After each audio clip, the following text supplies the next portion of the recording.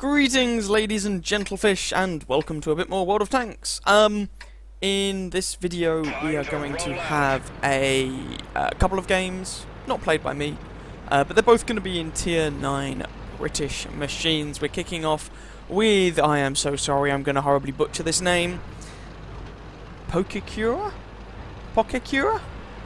Maybe? I don't know. Well, we're going to go with Poke. Here is Poke, driving his Centurion 7/1. He's in a Tier 9 medium tank platoon with a clanmate buddy Prowler in the M46 pattern. They're here on the... is this Steps? Yes. Steps map, and they're coming over to the left-hand side, which is where you typically see heavy tanks coming to duke it out. This is a standard game, so none of this encounter is on the far side of the map, and if you go over to this flank of the map, you are wasting your time nonsense. And this game is going to be, well, it's going to be about the platoon overall. It's not just about Poke's game in the Centurion. Both platoon mates do really well and have a fantastic contribution to this game. IS-8 there, this is of course... I should mention this is a patch 9.10 game, so this is before the IS-8 got reworked into the T10. IS-8 there, possibly Poke could have had a shot there, but it didn't quite work, and there's this L7A1 gun for you. Here at Tier 9, the aiming stats on it are not the best, and so that shot into the broadside of a Super Pershing actually didn't do a blind bit of damage, which is frustrating. E75 there, he does do damage however, and Poke actually takes out the guy's track, and there's a shot from Poke's platoon buddy. So when you've got a couple of tanks in a platoon like this, it's really nice. You can double tap people, you know, and there they managed to put down about 800 damage onto that top tier heavy tank, which is a very valuable outcome from their perspective. And there we go.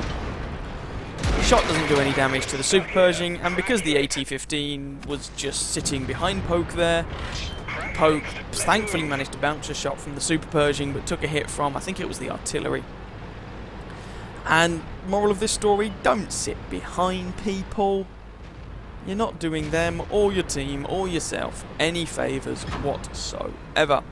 Super Pershing again, but nah. He takes a shot at the AT-15, but doesn't achieve anything. And into the commander's hatch. Nope, that Super Pershing is leading a charmed life. He really is. Now, the Super Pershing is one of those funky tanks. Well, it's a bit of a bizarre machine. It's got really good frontal armour, but with some quite significant weak spots, combined with kind of terrible armour everywhere else. And if you can aim for those weak spots, you basically mitigate all the armour the Super Pershing has. But if you miss those weak spots, then it's a really tough machine to take down. Finally, the guy actually takes some damage, though. But if you're paying attention to the scoreline, it's currently 0-5, which kinda sucks. AT-15, and AT-15 has good armour, but against the 270 odd penetration this gun has, it won't stand up to much, but then it does, so hey, what do I know? E75 is still alive, to give credit where credit's due. Super Pershing has now taken a little bit of a battering. AT-15 is of course still up there. The friendly team have finally taken out one of the enemies as that IS-8 dies. But this scoreline is still not looking good, and there's an AMX 1390 coming to be a problem. Now he's going for Poke's platoon mate here. Poke auto-aims him, and the shot misses. The guy was travelling fairly quickly, so that was one of those shots where auto-aim was not the best choice. Now, you could argue that Poke's platoon mate could probably have taken that fellow, but the thing is, the M46 pattern has pretty terrible armour, and the 1390, of course, gets that 6-round 90mm magazine, so he could have done an awful lot of damage to Poke's platoon mate before dying himself. So going back to help out his platoon mate was not a bad idea at all. Manages to take out the AMX 1375, though takes a hit from the T25 AT for his problems, and the right hand side flank is just gone. There's nothing there anymore. The left hand flank is not faring that much better. The friendly team are 5 machines down, and here are all the bad guys coming. So Poke and his platoon mate are just setting up shop to try and deal as much damage to these guys as they possibly can. Oh, doesn't it quite have the gun depression to shoot that tier 9 waffle thrower. Bounces the FCM, lines up a shot on the 110, and there's another one. Actually loading Hesh, I should mention at this point. This is the premium Hesh, 200 pen, 480 average alpha damage. And against most of these targets, the 200 pen is more than sufficient to penetrate them and enable Poke to do a lot of damage. However, against that 110, his regular APCR rounds probably would have done better. Interestingly, Poke doesn't actually bother loading any regular high explosive or Hesh rounds here. I say interesting because that shot just missed. The regular HE rounds, okay, they don't have quite as much penetration as the premium HE rounds, but they still have more than your typical tier 9 105mm HE. And so they can be useful. They're cheaper, of course, than your premium rounds, and the Centurion carries so much ammunition that taking a few rounds of them wouldn't hurt. But, you know, there we go. Poke takes that shot, and it misses. Honestly, I'm not entirely convinced by his use of the premium Hesh rounds here. 347 to that T54.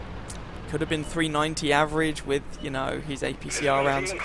Against the T54, penetrating him with 200 odd pen is not a trivial thing to do. So the use here of the premium Hesh rounds is not necessarily the best. And yes, that was a bounce on the rear of a T25 too. What you notice, or what I've noticed about this gun, so this is the Royal Ordnance L7 105mm gun. What I've noticed about it is that it can be taken essentially on 3 different tanks. On the tier 10 medium, the Centurion Action X, it's a pretty good gun. On the tier 9 Centurion, it's got lots of penetration, which is great, but it has... Ooh, I'd have taken out the Jagdpanther myself, but never mind. But it suffers from pretty poor aiming stats. The accuracy, the fully aimed accuracy is pretty good, but the aiming time, the effective aiming time, the bloom values are pretty dire. And you can also take it on the Charioteer, which suffers much the same problem, but without the decent accuracy. But it does get better DPM. So, unless you're on the tier 10, this L7 gun can be kind of unreliable and rather frustrating to use. Anyway, while I was babbling on, Poke and his buddy Plowler in the pattern have basically murdered everything that was over on that flank. So we now have an M12 artillery piece and an AT-15 being the only guys remaining. And of course, as is always the case, someone in chat was being salty towards these guys, but what are you going to do? Now, Poke loads another premium Hesh round here. This is another one of those situations where regular high explosive would have done the job absolutely fine.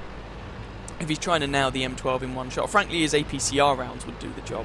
So I'm kind of confused by the ammunition choice here. I wouldn't personally be bothering. It can be a little bit unreliable, and tier 7 artillery tends to have, what, 320 odd health?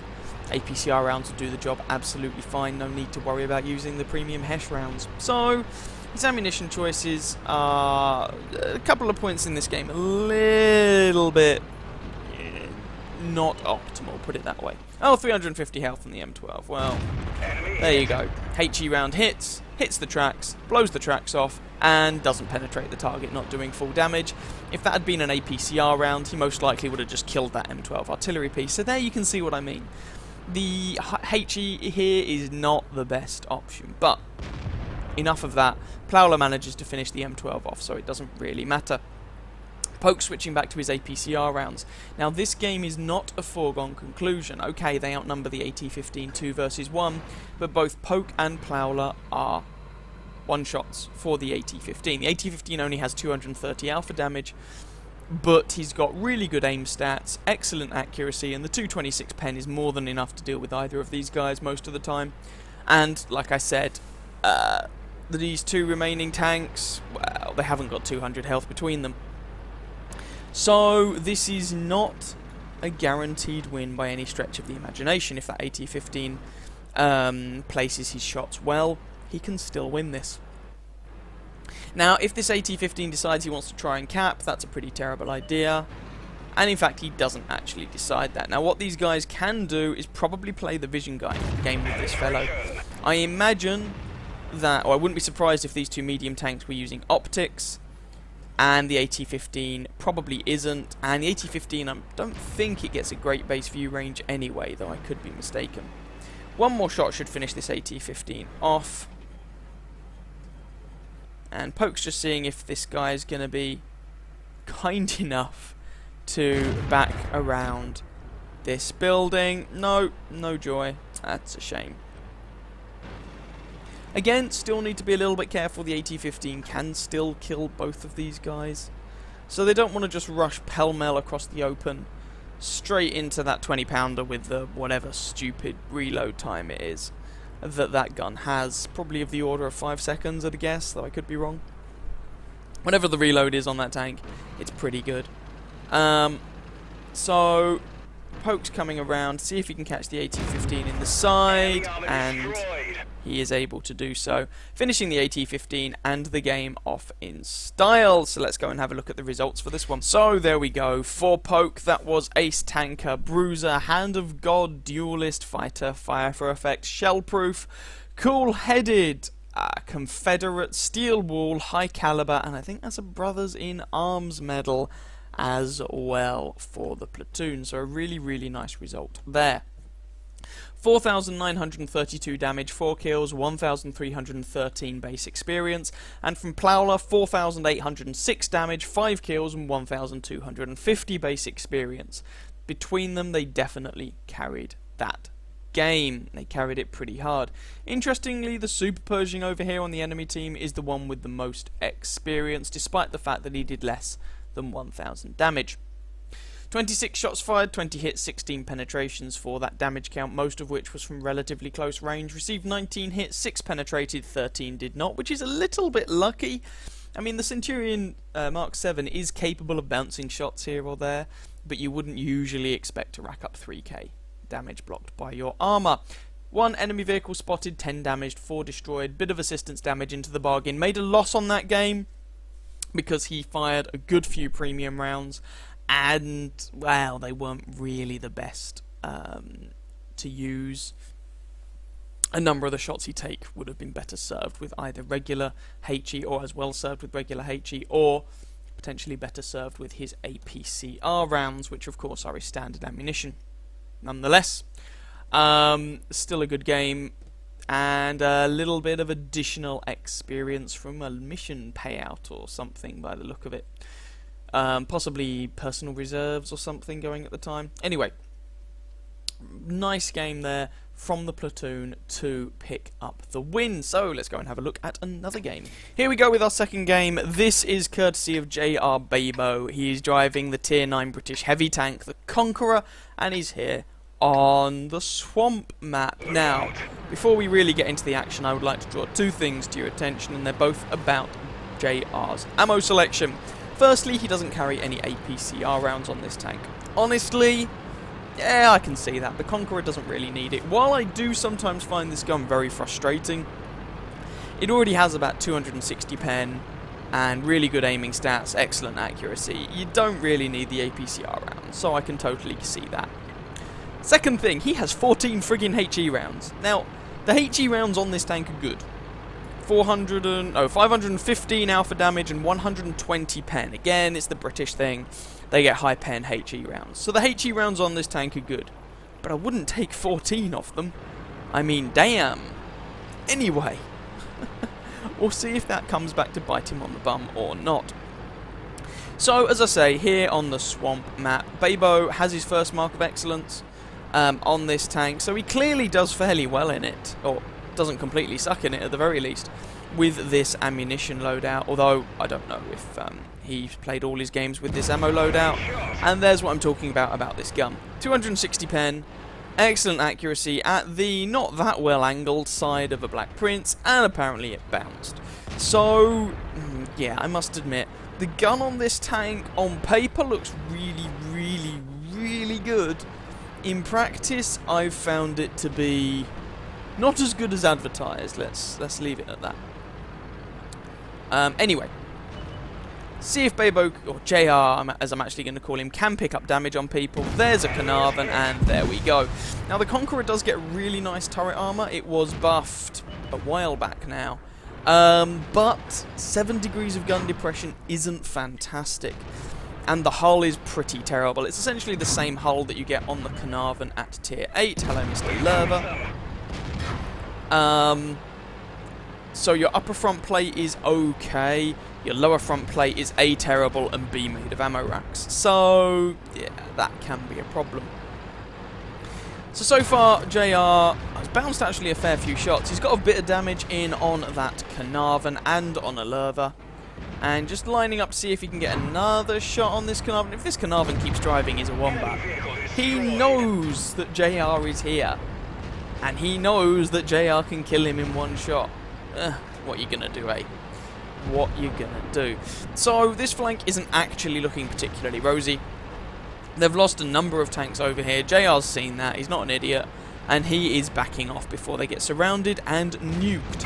WZ-111 catches him in the side, firing heat ammo. Really don't know why.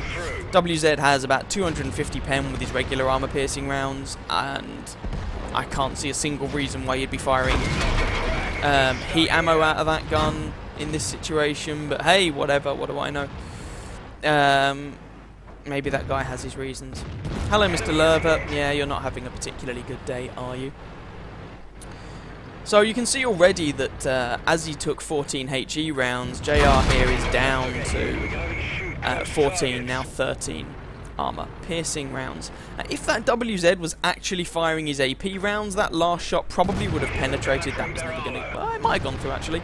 As it is, he just blows off JR's tracks and doesn't do any actual HP damage. So there's one of those situations where you'd be better served just firing your armor-piercing ammo rather than your prem shells.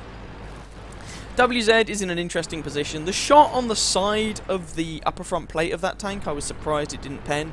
JR's got about 260 pen, and the... oh, well, if you're just going to give the side of your turret. And the WZ's upper front plate kind of forms this... sort of pike nose shape, so I'd have thought that shot into the side of that sort of pike nose would have done damage, but apparently not, so there we go. WZ is, I don't know, maybe he forgot JR was here. Not really sure what thought process was going through his head there, but whatever it was, he is no longer of this world. Super Pershing is around this corner somewhere, and there's an Indian Panzer. That was a bit of a rush shot from JR, and given that he's down to single digits of armor piercing rounds, he really needs all the ammo that he can get. Yeah, Jagdtiger 88. Straight through the upper front plate. The upper front plate may be decent, but it's not 260 pen decent as a general rule without quite a lot of angling. Indian Panzer, and this is where the kinda dubious gun depression on the Conqueror comes to the fore, as JR takes not as much damage as I was expecting there, actually, but still a reasonable whack of damage because he's stuck on this corner. I mean, even the 171 pen of a Black Prince can penetrate the front of this tank by aiming at the lower front plate. I'm kind of amazed that JR hasn't been ammo racked here. He's taken quite a few shots in the hull, and usually shots in the hull of these sort of tanks is a very good way of having your ammo rack taken out. Takes a shot in the rear, highlighting the fact that JR cannot stay there. And Super Pershing, come on. There we go. And there's the kill. Kill number 4, down to 3 rounds of armor piercing. 5 enemy tanks remain, so the friendly team has managed to pull this back somewhat. All of the tanks that were over here on JR's flank appear to have gone to their maker. And so that leaves an E75, Batchat 155-55, Rheinmetall Borsig Waffenträger, a T25-2 who just met his maker at the hands of artillery, and a poor AMX M445. One day I'm going to have to rebuy that tank to ace it. I am not looking forward to it. JR goes for a blind shot on the AMX with one of his precious few armor-piercing rounds. I wouldn't have done that, but, you know, he's the one playing, not me. And, in fact, JR does actually say in chat he only has, I think he means HE shells. Oh, sorry, he only has 2 shells, is what he meant to say. Yes, you do. So the AMX M4 is behind cover, but gets objected. Or gets objectified, maybe that'd be a better way of phrasing it. Who knows? And so that just leaves the E75, the artillery, and the Borsig. Borsig is on less than 3 health, so it doesn't matter what ammo type JR uses against him, although I would be switching to the high explosive ammo at this point, because he really wants the AP rounds for the E75, whereas HE could deal with both the Borsig and the Batchat. As it is, it's the E75 that JR comes against next, but that was a really bad shot, because firstly the E75 was angled sufficiently that he probably would have bounced that shot anyway, and secondly, the shot missed.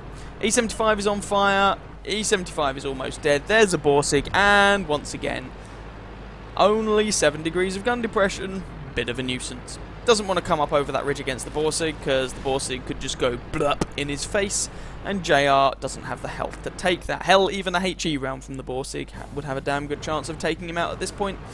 So, yeah, there's that. Slightly awkward situation, therefore. Artillery coming in, and Borsig flubs his shot, JR doesn't flub his, and there goes all of JR's AP rounds, down to high explosive, but thankfully the enemy team only has an artillery piece remaining, so as long as JR aims this shot and places it carefully, the enemy Batchat should be a one-shot kill, if there's any justice in the world. Of course, he could roll ridiculously low on his damage roll, but, you know, the guy should be dead. He's got 440 health, JR does 515 average damage, and there's the kill shot. And JR's 6th kill. So let's go and have a look at the results to this game. So there we go. That was enough actually for JR's 2nd mark of excellence, so clearly he does pretty well in the Conqueror. Ace Tanker, Hand of God, Spotter, Bruiser, Duelist, Fire for Effect, Shellproof, Patrol Duty, Steel Wall, High Caliber, and a Top Gun. Now, I will be honest, on seeing this game, although I thought it was pretty decent, I was quite surprised that it was an Ace Tanker, and I was very surprised by the actual XP score that JR got. 5,085 damage, which is good, but not astounding. 6 kills and 1,757 base experience. Holy cow, where did that come from? Well, he did get patrol duty and almost 6,000 assistance damage, which would help. So 22 shots fired, 17 hits, 14 pens for that damage count. Actually received 19 hits, of which 6 penetrated, 13 did not. Much like the previous game, JR got rather lucky there. You can get bounces with the armor on the Conqueror, but getting 3,500 damage blocked by armor is a fairly rare occurrence. 2 enemy vehicles spotted, 10 damage, 6 destroyed. Like I said, 5,787 assistance damage. Made a profit of 27,500 credits with a standard account at tier 9 because 6,000 assistance damage is very profitable, and of course that massive smack of experience. So all things considered, that actually was a really fine result. So showed those 2 games, neither of them were perfectly played, but a little bit of luck and some good plays nonetheless managed to secure the game in each case. I hope you guys enjoyed both of those replays. If you did, by all means feel free to catch some of my other videos and or subscribe to my channel, and I wish you very happy hunting on that battlefield. Ciao ciao.